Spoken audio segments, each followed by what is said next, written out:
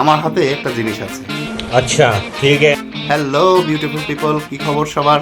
কেমন চলছে রমজান?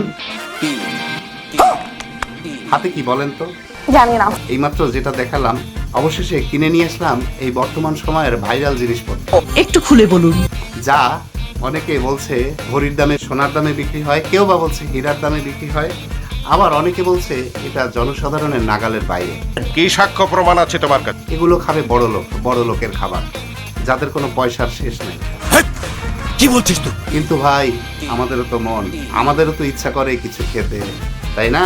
অবশেষে কিনে নিয়ে আসলাম সেই এক ভরি লেবু। হ্যাঁ, এই যে সেই ভরির দামে কেনা লেবু। স্যার আপনি একটু বাইরে গিয়ে আবার ঢুকেন, আমরা আপনাকে দাঁড়ায় সম্মান না, ভরির দামে কিনে নি। এটা কি ধরনের পাগলামি? আপনাদের কাছে প্রশ্ন, বলেন তো এই বাজারে এখন এক হালি লেবুর দাম কত? যদিও আমি এই লেবুটা বরিশাল থেকে কিনেছি, বাংলাদেশের বিভিন্ন জায়গায় বিভিন্ন রকমের দাম থাকতে পারে। বরিশালের বাজারে একটা ধারণা করে বলুন তো যে এই 5টি লেবুর দাম কত নিতে পারে? লোভ সামলানো বড় দায়।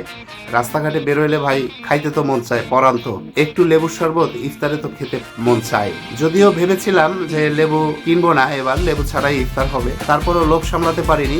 আপনাদের কাছে প্রশ্ন, বলেন তো যে এই 5টি লেবুর দাম কত হতে পারে? कैसा लगा मेरा मजाक?